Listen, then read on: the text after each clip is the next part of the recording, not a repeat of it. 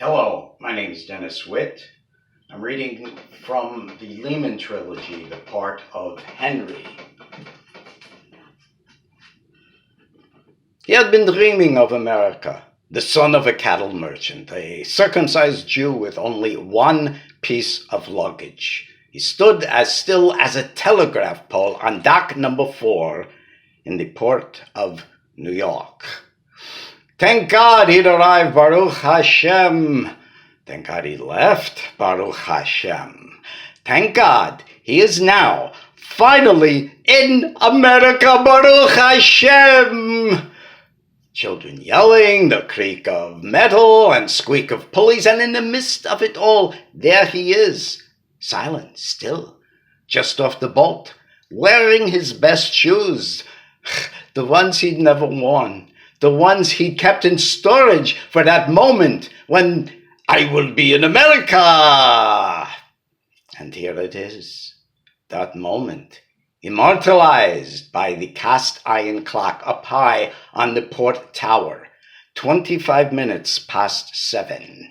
He takes a pencil from his pocket and a small black notebook, and he writes 7 and 25 and notices his hand tremble.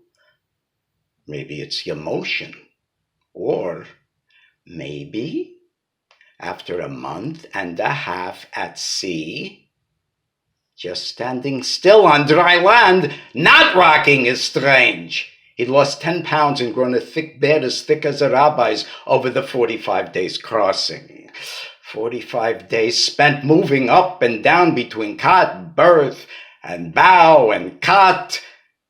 He left Le Havre, a teetotaler, and got off the boat in New York, an expert drinker, able to recognize from the first sip brandy from rum, gin from cognac, English ale from Irish stout. He left Le Havre ignorant of gambling, and got off the boat in New York, a champion at cards and dice. He left shy, self-absorbed, and arrived convinced that he understood the world, the irony of the French, the temper of the Spanish, the angry pride of the Italian cabin boys.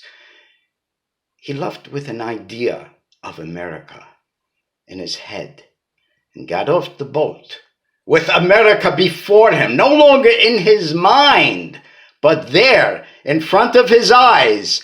America!